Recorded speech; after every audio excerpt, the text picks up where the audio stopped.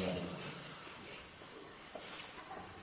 Après, il y a un autre outil qui vient d'arriver, c'est comme Internet. C'est comme Internet. Est-ce que vous imaginez, c'est bien, hein, moi j'aime bien la technologie super extraordinaire. Sans technologie, je pense pas que j'aurais été ici aujourd'hui parce qu'ils m'ont envoyé des invitations par mail, j'ai répondu par mail. C'est bien, j'entends. Rien bon. En tout état de cause. En plus, je ne savais pas où c'était, donc je regardais sur Google Maps et je suis arrivé.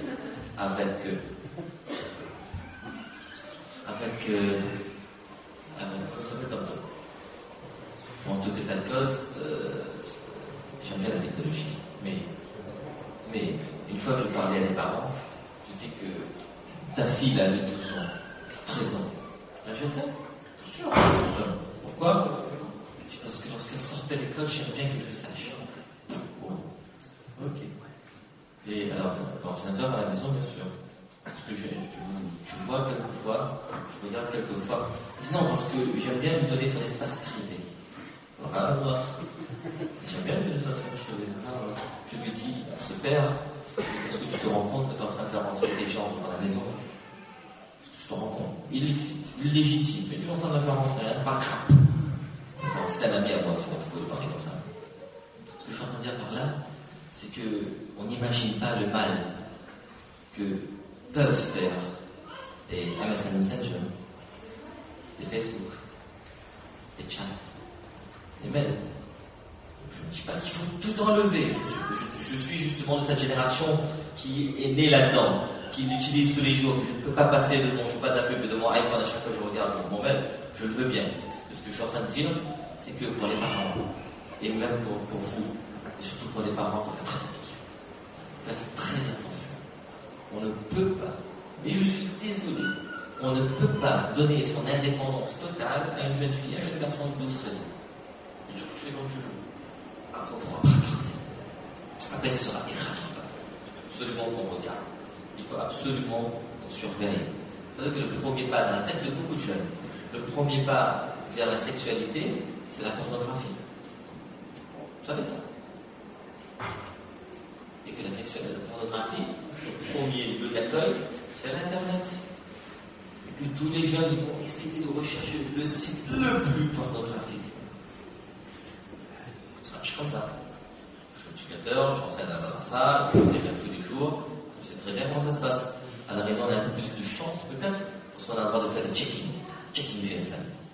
Le deal qu'on passe avec les élèves de grand, collège, lycée, c'est que tu as le droit d'emmener ton mobile à la madrasa, j'ai le droit de fouiller.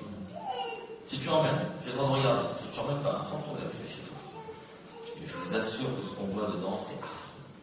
C'est pire que ce que moi je pourrais imaginer avoir su dans la vie. Wallah, je ne vois pas. Jeune. Quatrième, troisième. Sans problème.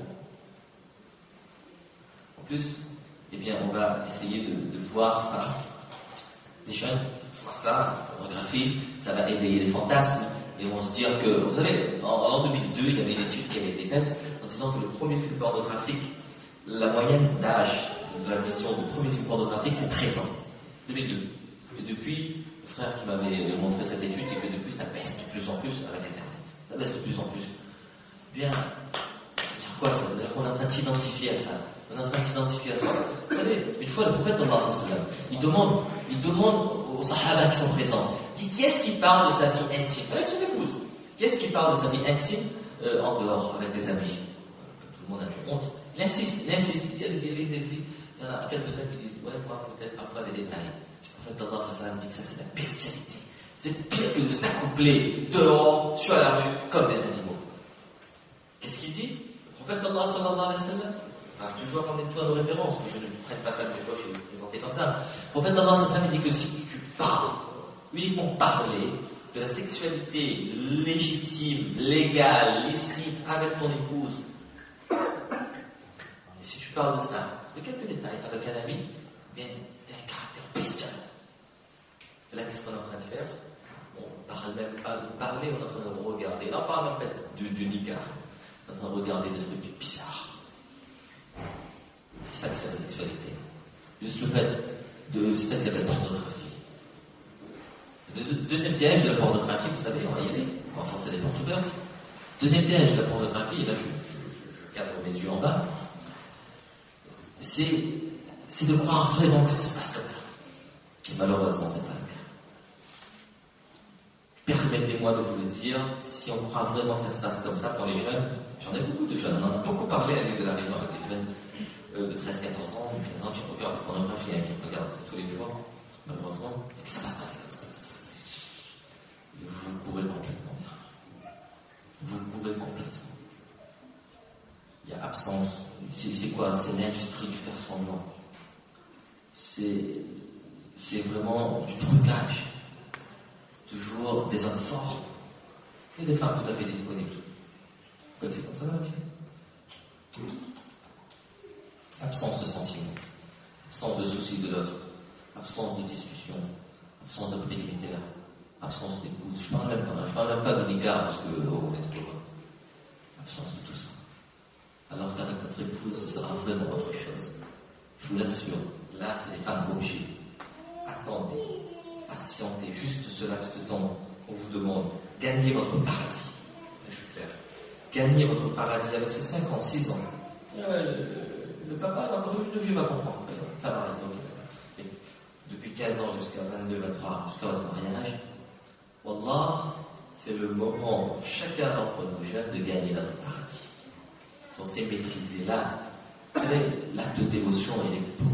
Mais il est encore beaucoup plus beau. Le retour à Dieu, il est beau, mais il est encore plus beau chez les jeunes. Là, à la force de l'âge, si tu te maîtrises, à ce moment-là, tu auras tout gagné. Tu auras tout gagné. Avec ton épouse, tu découvriras beaucoup de choses. Parce qu'après, sinon, si tu crois vraiment ce qui se passe dans comment dirais-je, dans les films pornographiques, bien ce sera la déception, ce sera l'insatisfaction, ce sera le manque d'épanouissement. Il n'y aura rien du tout. Et j'ai vu des frères, on voit des frères au sens là, à la salle de film, qui viennent me voir, qui disent que je suis désolé, j'ai beaucoup de problèmes dans mon couple. Lorsqu'on fouille un peu, on voit qu'il y avait tout ça.